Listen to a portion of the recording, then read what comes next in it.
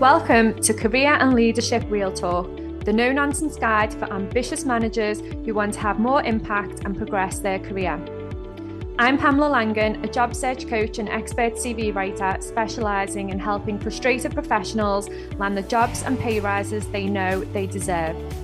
And I'm Jackie Jagger, a leadership and mindset coach specialising in helping newly promoted and new to role leaders to avoid the dickhead trap and lead with confidence. Between us, we've helped hundreds of leaders and managers to find new roles, take ownership of their careers, and handle the challenges that job searches and leadership responsibility inevitably bring. And now we're joining forces to share with you what we know has worked for our clients.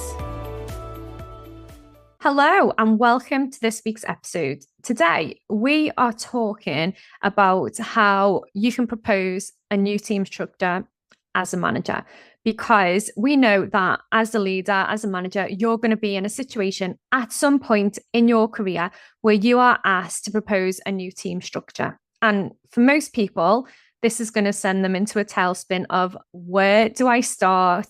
How do I do this? This is not something that as a leader or a manager we do on a daily, weekly, even monthly or yearly basis. This is usually something that is very much a one-off, unless it's an area that you're working in.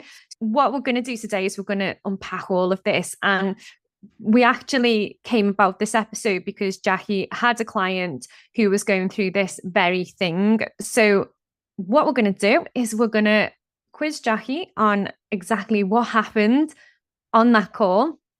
And you can basically start to think about what you would do if you were in that situation where you, as a leader or a manager, needed to restructure or create a new structure for your team. Jackie, where do we start with this? What are the considerations that we need to think about before we get into this? So I think, like you say, this is something that very often comes up at a point in time where you then suddenly realise, hang on, I'm not prepared, I don't know. For me, this happened when I was promoted to my first leadership role, and the business was a growing business. So we'd increase the size of the team, we'd increase the capacity of the team. And I was then asked by the CEO to propose a different structure.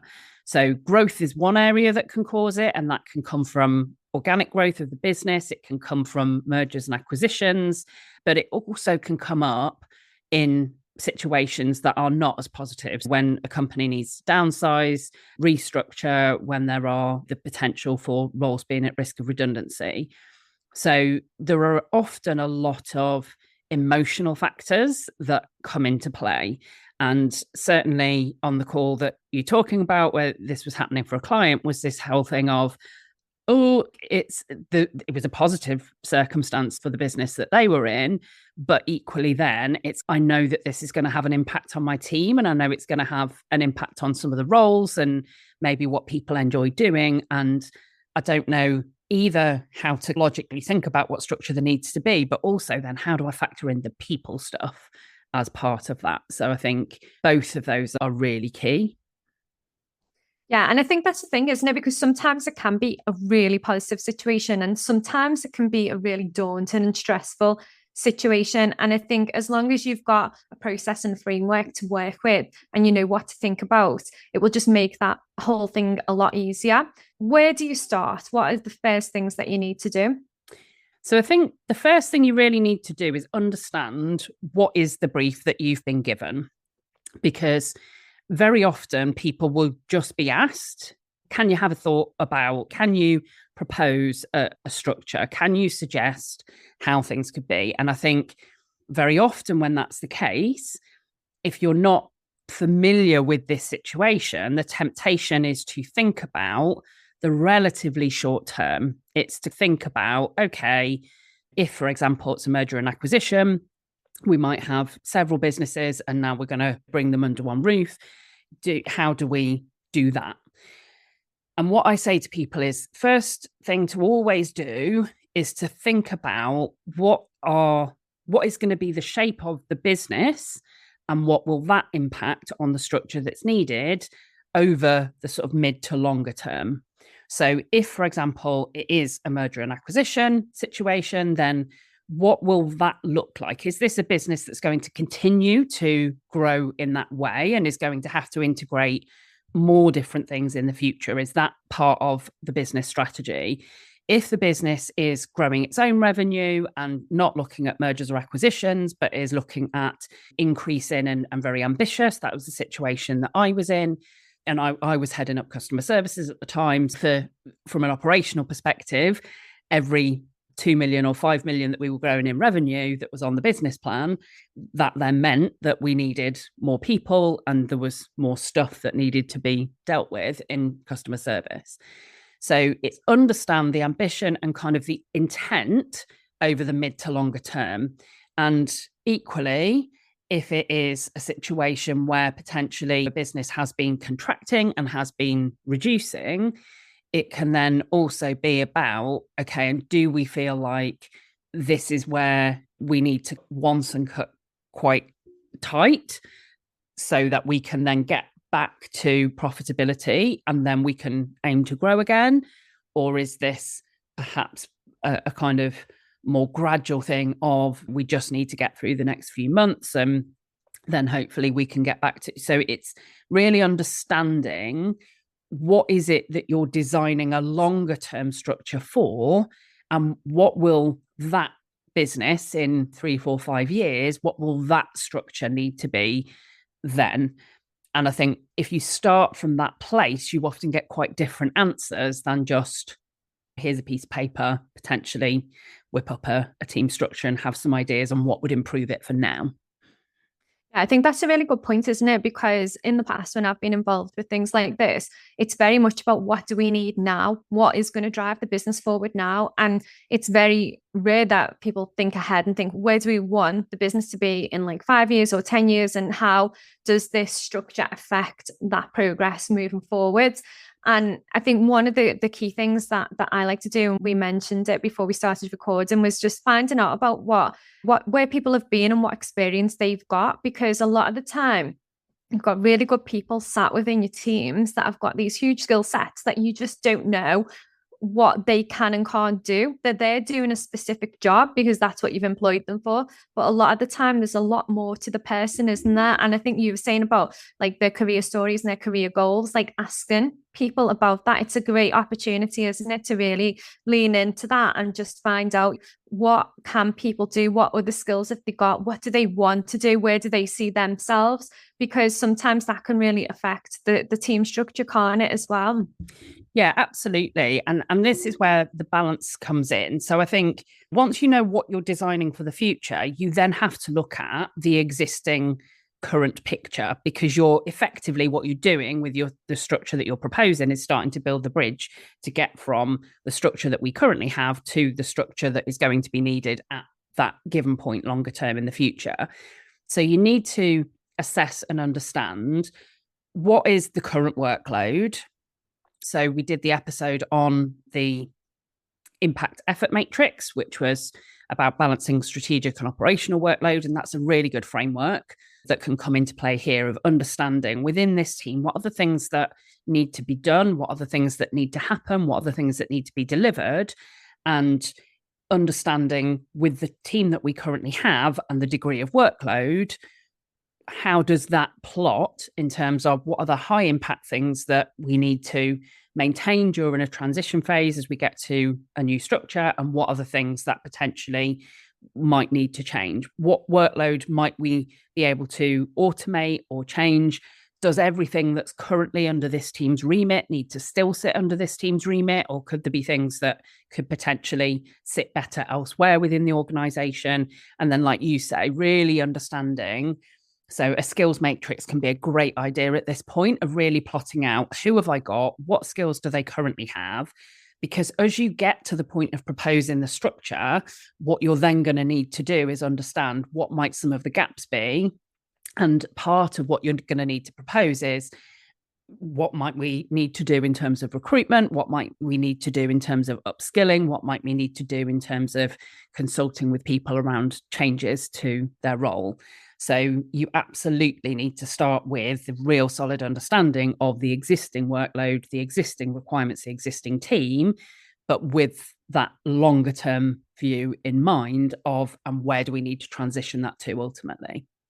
Yeah, definitely. And I always love the skills matrix exercise. I just always love uncovering different things about the team that you really didn't know. And they're always lovely conversations, aren't they? What can you really do this? Why didn't we know about this? Why have you never told us? And I think that is like probably one of my favorite things about creating a new team structure. But in terms of looking at the logistics of designing the structure and some of the real key questions that you need to ask yourself and maybe key stakeholders and other senior leaders within the business, like what are those questions that need to be asked? So beyond that point of what are we aiming towards, you then also need to consider what is the organizational structure and hierarchy like? What is in place in other teams within this business? And do we need this structure to fit in? So some organizations will have, for example, salary bandings or job grades that will need to be accommodated or equivalent to different functions or departments. So if that's the case, you need to know that and you need to be planning and designing that from the start.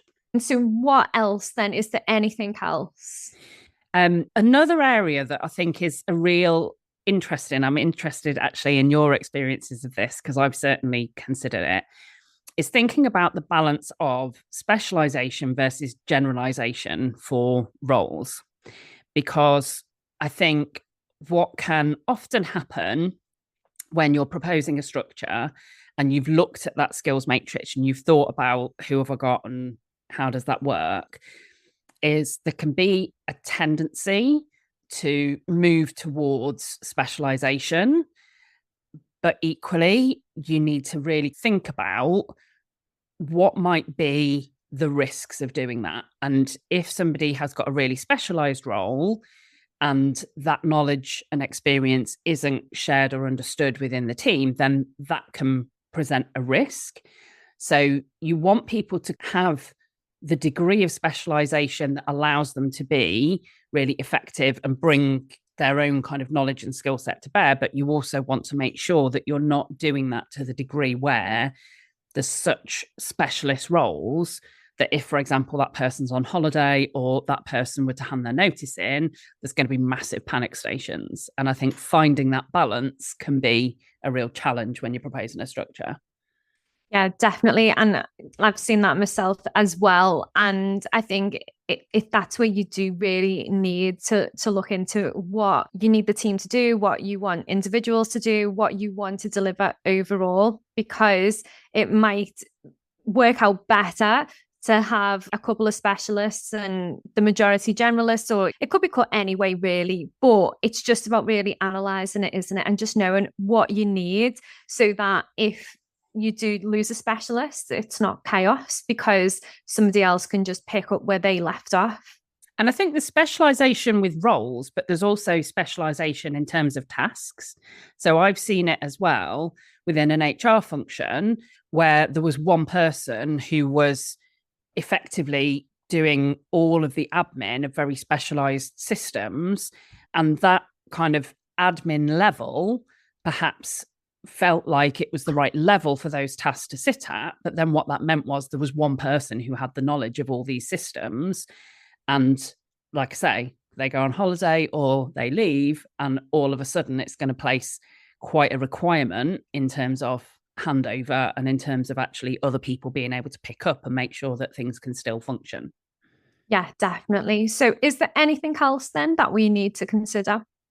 Yeah, so I think you also need to really look at what cross-functional dependencies and what collaboration does there need to be, because you typically will propose a structure to your line manager or your boss's boss, and you need to really understand how is the structure that you're going to propose going to have an impact in terms of points of contact, in terms of established working relationships, in terms of how things get done within the organization. So you really need to be factoring some of that in, both in terms of communication plan, but also in terms of that whole workload piece of how does that continue, how does that work and how does that continue to work during a transition to a new structure and then beyond.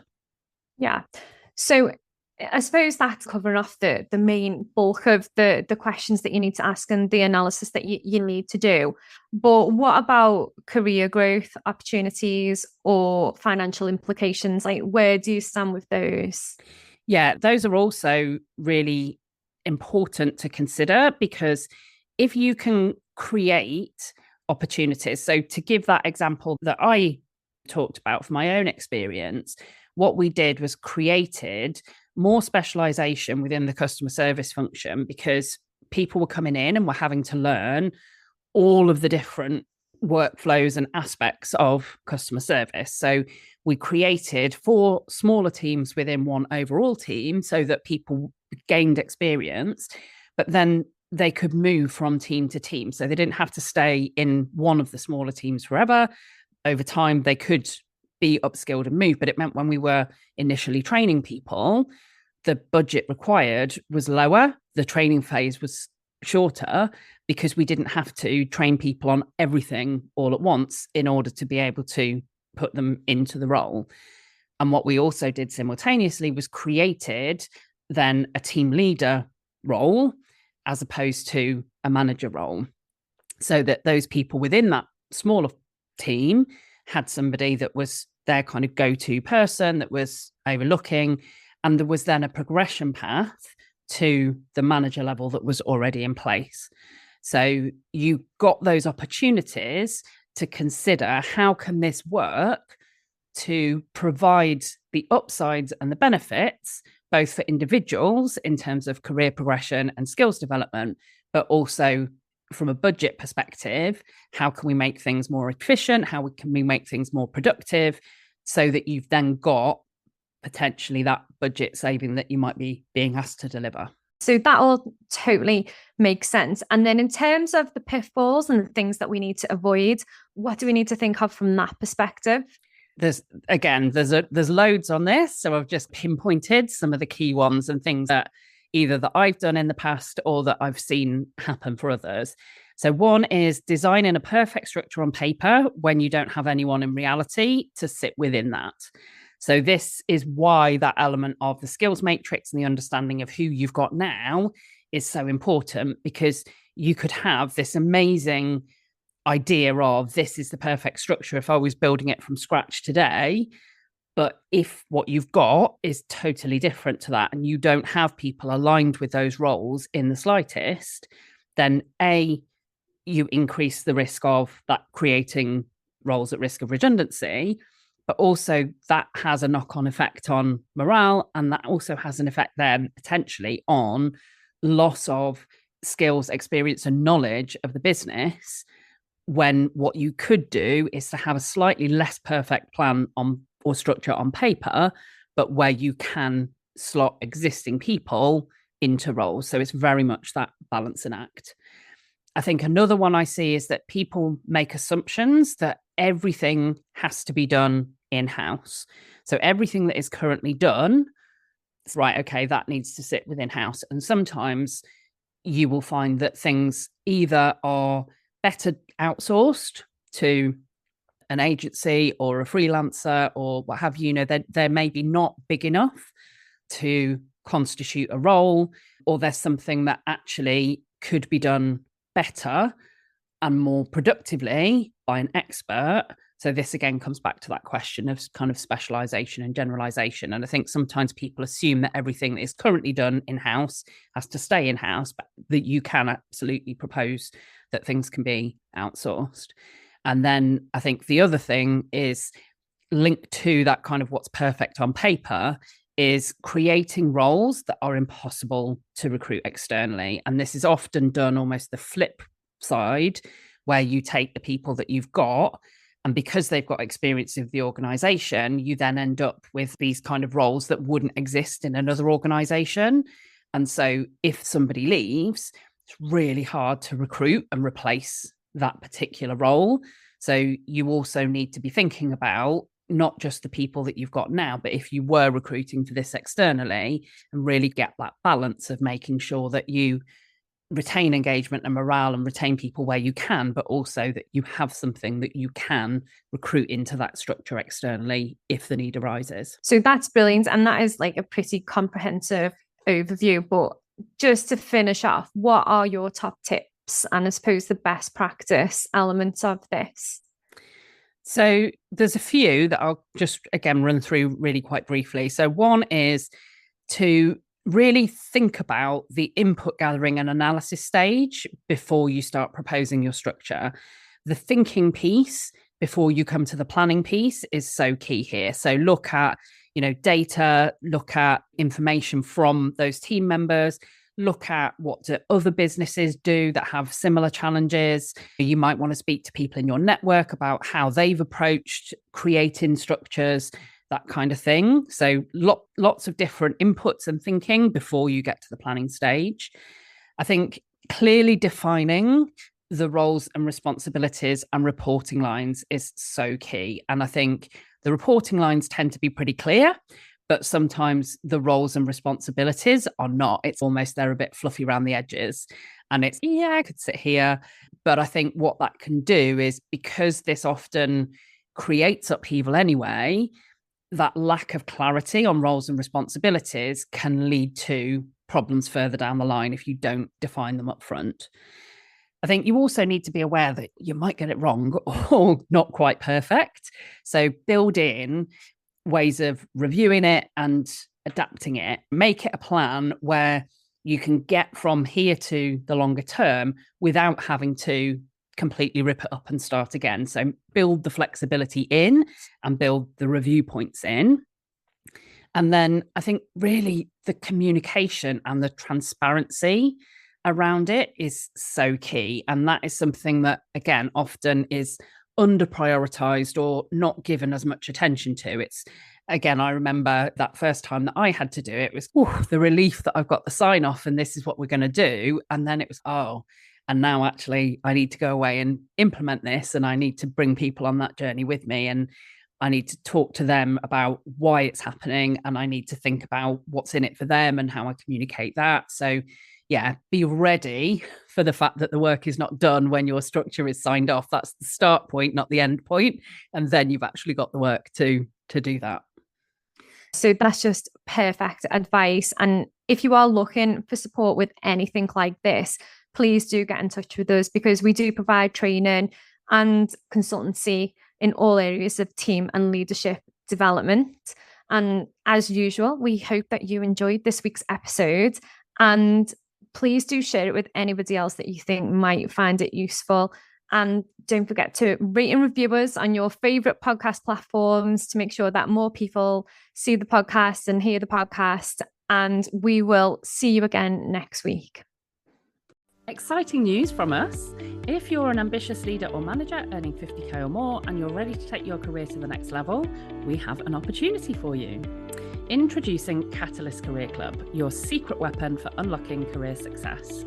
As a member, you'll get access to monthly live training sessions, exclusive job opportunities, and the ability to get personalised advice from us on your toughest career challenges. We've helped thousands of driven leaders like you secure significant pay rises, land dream roles, and thrive in their careers. And now we want to support you in achieving your most ambitious career goals too. Membership is just $6.99 per month with no contract or tie-in. And as a special bonus for being our podcast listeners, you can use the code podcast at checkout to get your first month for just £1. Head over to pamelalangan.com/Catalyst Career Club to sign up now, and we'll see you inside.